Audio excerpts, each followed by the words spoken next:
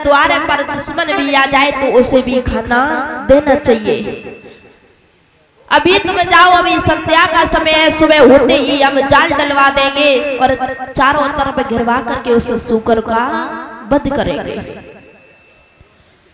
महाराज मंत्री इधर चला जाता है। सुबह होते ही आज राजा ने सारी सेना को सजाया और बाघ को घेर लिया। आदेश दिया है किसी वक्त मत सूकर निकल ना जाए, अगर किसी के हाथ होकर के निकल गया तो उसे दंड दिया जाएगा।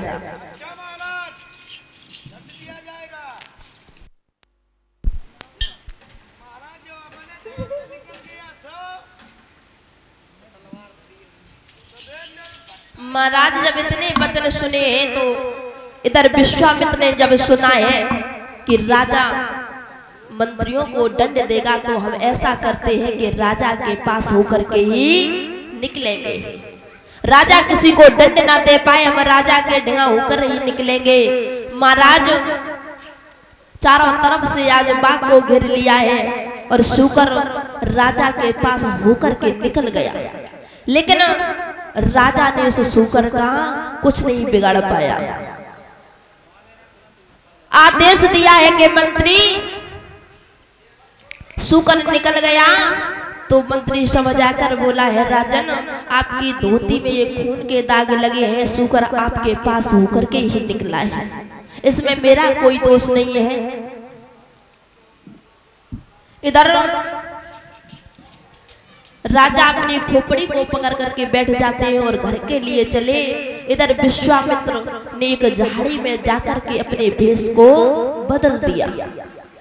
जब भेष को बदल दिया है, एक ब्राह्मण का भेष रखा है और रास्ते में हरिश्चंद्र आ रहे थे तो इधर से विश्वामित्र जी चले हैं और कहने लगे, हे राजन मुझे आपका ही इंतजार था, आपके द्वारे ही पर जा रहे थे, मैंने आपका बड़ा ही नाम सुना है, तुम बड़े ही सत्यवादी हो। तो राजा हरिश्चंद्र समझ आकर बोले, हैं आप कौन हो? कहने लगे, हम ब्राह्मण देवता हैं और आपके पास में कुछ लेने के लिए आए हैं। तो राजन बोले, क्या लेना चाहते हो, मांग लीजिए। तो विश्वामित्र जी समझ आने लगे, मेरे घर में एक कुंवारी कन्या है, उसके पीले हाथ कराने हैं, अगर थोड़ा सा धन मिल जाता तो हम अपनी बेटी के पीले हाथ करा देते।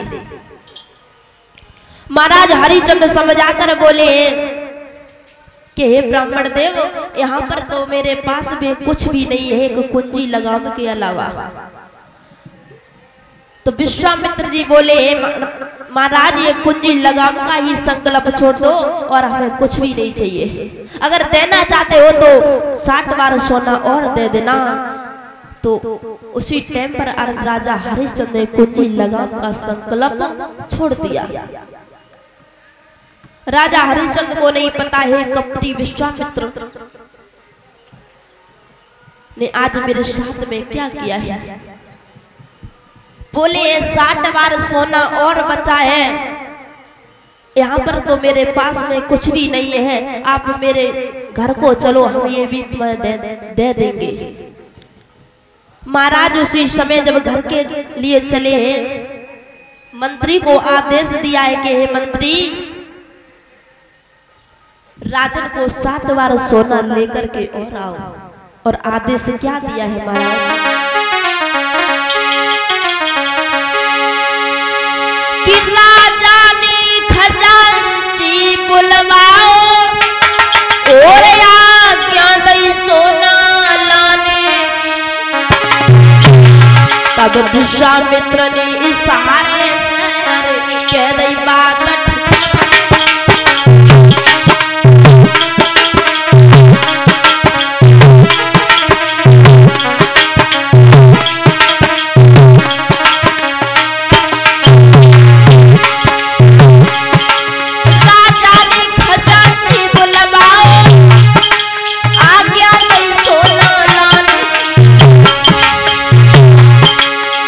विश्वामित्र ने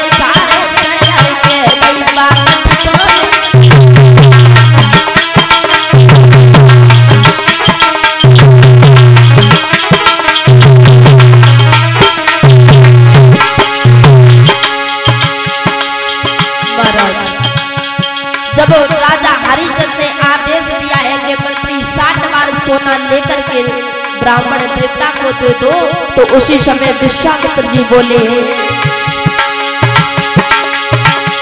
ओ राजनी ओ ठिकाने कर, अब किसी पे हुक्म चलाता है, एक तेरा मंत्री राज, अब किसी पर हुक्म चला।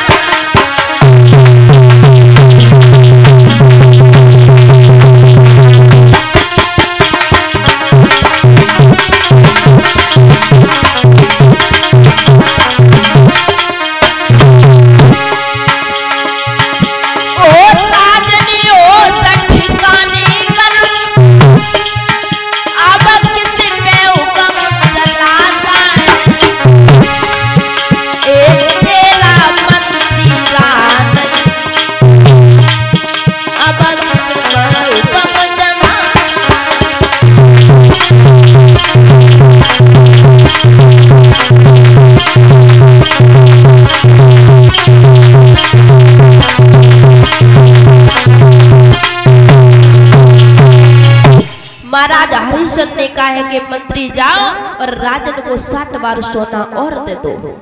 तो विश्वामित्र जी बोले, ठहर जाओ, ए राज अब तुम्हारा नहीं रहा है, आपने तो पहले ही कुंजी लगाम का संकल्प छोड़ दिया। राज पर सिर्फ मेरा हक है। अगर 60 बार सोना लेकर देना चाहते हो तो आप बिको, आपके बच्चे बिके, आपकी पत्नी बिके, लेकिन हमें 60 बार सोना चाहिए, लेकिन इस राज्य में से नहीं, कहीं से लेकर के आओ। महाराज जब इतने वचन सुने तो हरिश्चंद्र के होश उड़ गए, जमीन पर बैठ गए कि ये मैंने क्या कर दिया। मैंने अपनी पत्नी तारा से भी नहीं पूछा, अपने बेटा रोहितास से भी नहीं पूछा, ये मैंने क्या कर दिया है। महाराज रोने लगे तो विश्वामित्र जी बोले, राजन बस हम जान गए आप ऐसे ही सत्यवादी राजा हो। तो हरिश्चंद्र बोले, महाराज ठहर जाओ, आप हमें आज्ञा दो, हम अपनी पत्नी से मिलकर के आते हैं। उसी टाइम राजा हरिश्चंद्र अपने महलों में आते हैं और आकर के रानी तारा ने दूर से देखा तो कहने लगी है, प्रीतम जब जब तुम महलों में आते थे तब तक ये चेहरा बड़ा ही खिला नजर आता है, और आज जब आए हो तो ये मुरझाया हुआ क्यों है, क्या बातें हैं, क्या कमी हो गई है। और पूछने लगी है, किसी कारण से प्रीतम प्यारे, किसी कारण से प्रीतम प्यारे, कई तन की बदल रुआ,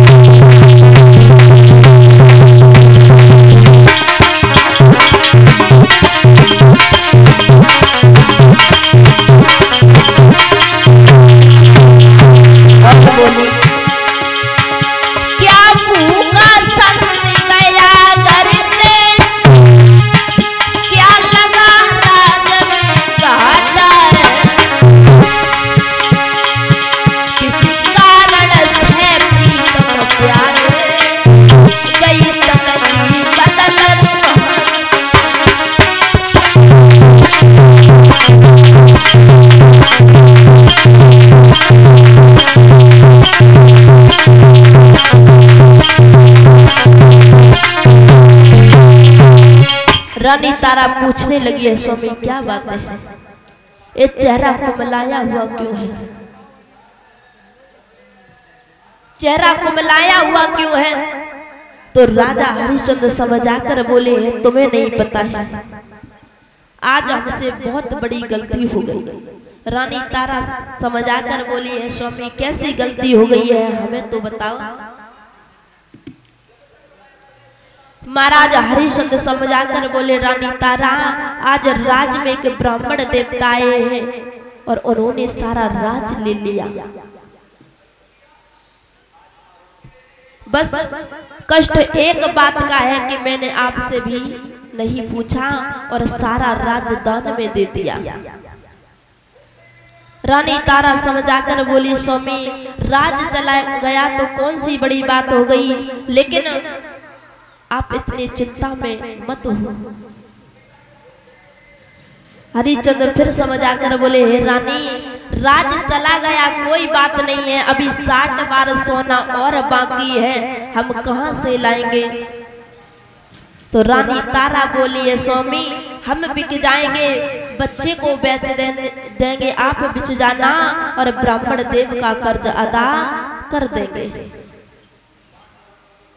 तब तक रोहतास भी आ जाता है, कहने लगा पिताजी चिंता मत करो। धीरे धीरे समय व्यतीत हुआ। श्री सुखदेव जी बोले कि हे राजा परीक्षित, आज तीनों प्राणियों ने आज पुराने वस्त्र को धारण किया है और ब्राह्मण देव के पास में पहुंचे हैं और कहने लगे, ब्राह्मण देव आप जहां लेकर के चलो, हमें बेच दो, आपका कर्ज अदा कर देंगे। तब तक रानी तारा बोली है कि हे स्वामी एक नगरी है, एक काशी नगरी है, हम वहीं पर बिकने के लिए चलेंगे। तो विश्वामित्र जी बोले कि धन्य है तुम्हारी जैसी पत्नी, जिसने देखो नगरी भी तलाश कर ली है बिकने के लिए। तीनों प्राणी चले हैं, रास्ते में पहुंचे हैं। रोहतास को बड़ी तेज से प्यास लगी है। जब प्यास लगी है तो जमीन पर गिर पड़ा है, कहने लगा, माँ मुझे बड़ी तेज से प्यास लगी है, अब आगे हमसे और चला नहीं जा रहा है। रोने लगा है। महारानी तारा ने आज अपने बेटा की दशा देखी है तो रोने लगी, कहने लगी, स्वामी मेरा बेटा मर जाएगा, जरा इसे पानी पिला दीजिए। तो हरिश्चंद्र समझ आकर बोले, रानी तारा तुम्हें समझ में नहीं आता, जहां तक मेरा राज है हम पानी की छोड़ो, हम ठहर भी नहीं सकते, हम ठहर भी नहीं सकते, पानी तो दूर की बातें हैं, जहां तक मेरा राज रहेगा वहां पर हम बैठ भी नहीं सकते। महाराज जब इतने वचन सुने तो वही उसी टाइम पर विश्वामित्र जी आ जाते हैं कमंडल में जल भर के और रानी तारा से बोले कि हे रानी तारा अपने बेटा को पानी पिला दीजिए। रानी तारा समझ आकर बोली है, जाओ हमें आपका पानी नहीं चाहिए। महाराज रोहतास उठकर बैठा, कहने लगा, ब्राह्मण देव अपना पानी अपने पास में रखो, हम खुद ही पानी है, आप चलो, आपका कर्ज अदा करने के लिए हमें तैयार है। रोहतास उठा और उठने के बाद में तीनों प्राणी आगे बढ़े हैं, जाकर के काशी नगरी में पहुंचे हैं। इधर जब काशी नगरी में पहुंचे हैं तो विश्वामित्र ने आवाज लगाई है, काशी के लोगों, 3 प्राणी बिकने के लिए आए हैं, जिस किसी को खरीदना हो वो खरीद ले आकर के।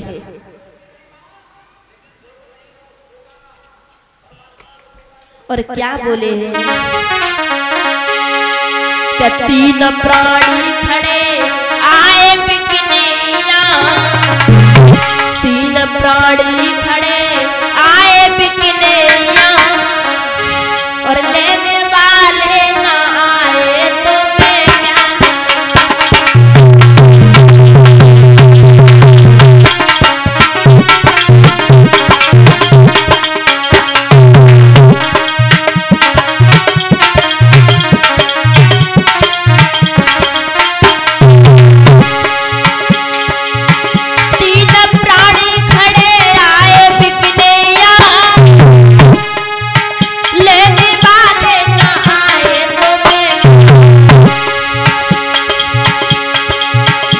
थोड़ी कीमत है कोई ज्यादा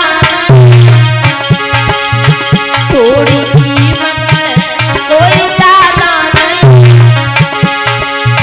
फिर मिले ना सको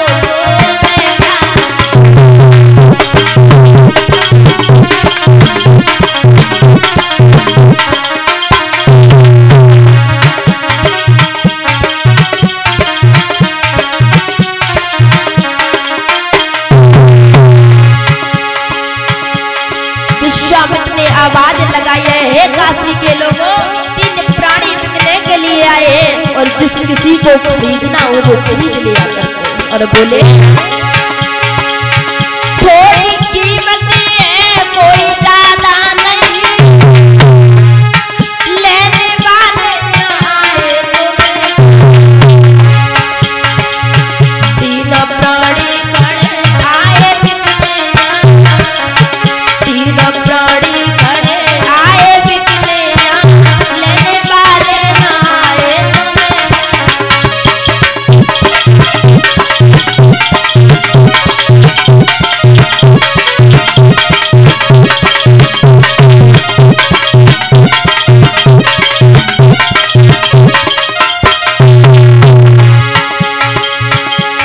प्राणी खड़े आए बिकने लेने वाले ना आए तुम्हें क्या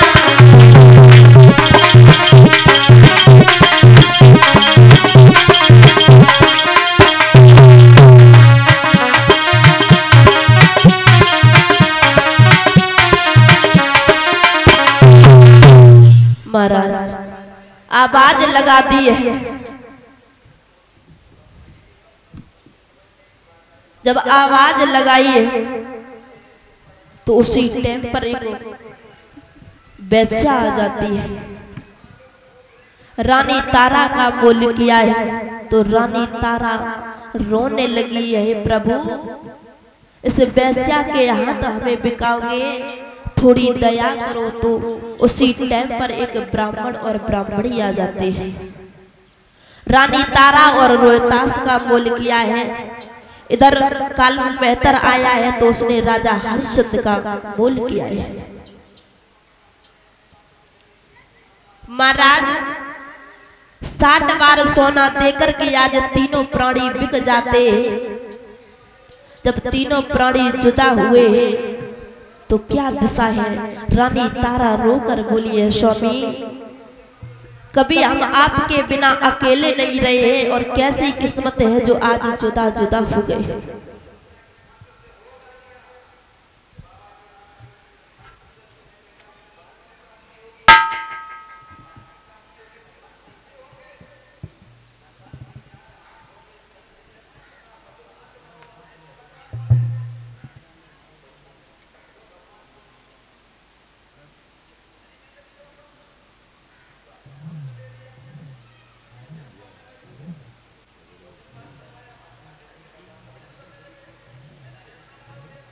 सभी लोग प्यार सा भजन बोलेंगे जिससे मन और वाणी पवित्र होती है।